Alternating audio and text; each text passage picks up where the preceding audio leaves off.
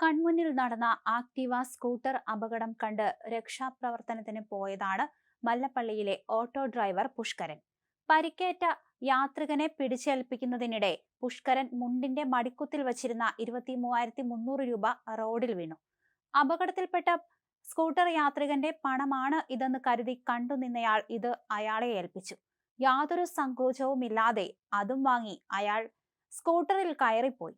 ചെറുമകന് nursing കോഴ്സിന്റെ fees അടയ്ക്കുന്നതിന് വേണ്ടി പുഷ്കരൻ കടം വാങ്ങിയ പണമായിരുന്നു ഇത്. ഷർട്ടിന് പോക്കറ്റ് ഇല്ലാത്തതിനാൽ മുണ്ടിന്റെ കുത്തിനുള്ളിൽ സൂക്ഷിച്ചതാണ്.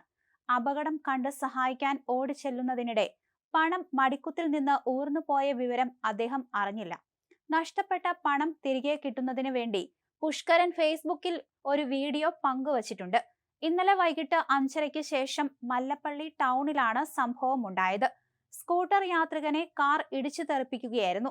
ഇയാൾ റോഡിൽ വീഴുന്നത് കണ്ട് ഓട്ടോറിക്ഷയിൽ ഇരിക്കുകയായിരുന്ന പുഷ്കരൻ ഓടിച്ചെന്ന് പിടിച്ചെഴുന്നേൽപ്പിച്ചു. കണ്ടുനിന്ന മറ്റുള്ളവർ ഓടിക്കൂടി. സ്കൂട്ടർ എടുത്ത് റോഡിന്റെ സൈഡിൽ വെച്ചു. അദ്ദേഹത്തിന് പരിക്കുകൾ ഉണ്ടോ എന്ന് തിരക്കി. കൈയുടെ മുട്ടിലും മറ്റുമായി തൊലിയൊക്കെ പോയിരുന്നു. വീഴ്ചയുടെ ആഘാതത്തിൽ ഇയാളുടെ പേഴ്സും മൊബൈൽ ഫോണുമെല്ലാം റോഡിൽ വീണിരുന്നു. ഓടിക്കൂടിയവർ അതെല്ലാം എടുത്ത് സ്കൂട്ടർ യാത്രികന് കൊടുത്തു. ഒപ്പം റോഡിൽ വീണ പണപ്പൊതിയും കൈമാറി. പണപ്പൊതി നിങ്ങളുടെയാണോ എന്ന് ചോദിച്ചപ്പോൾ ആണെന്ന് പറഞ്ഞ് വാങ്ങിക്കൊണ്ടുപോയി എന്നാണ് കൊടുത്തയാൾ പുഷ്കരനോട് പറഞ്ഞത്. ചെറുമകന് ഫീസ് അടയ്ക്കാൻ കടം വാങ്ങിയ പണം ആണിതെന്ന് പുഷ്കരൻ മറുനാടനോട് പറഞ്ഞു.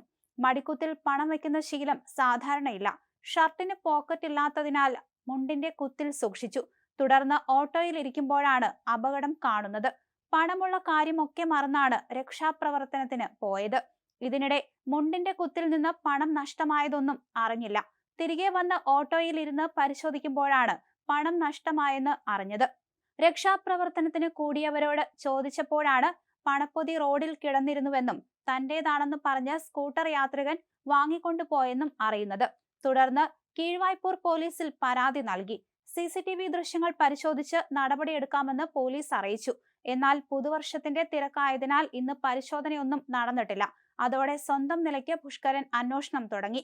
സ്കൂട്ടറിന്റെ നമ്പറിന്റെ ആദ്യ ഭാഗം കൂടെയുണ്ടായിരുന്ന ഒരാൾ ശ്രദ്ധിച്ചിരുന്നു. ഇത് വച്ച് കറുത്ത ആക്ടീവ സ്കൂട്ടറിനായി RTO ഓഫീസിൽ പോയി പുഷ്കരൻ അന്വേഷിച്ചിരുന്നു.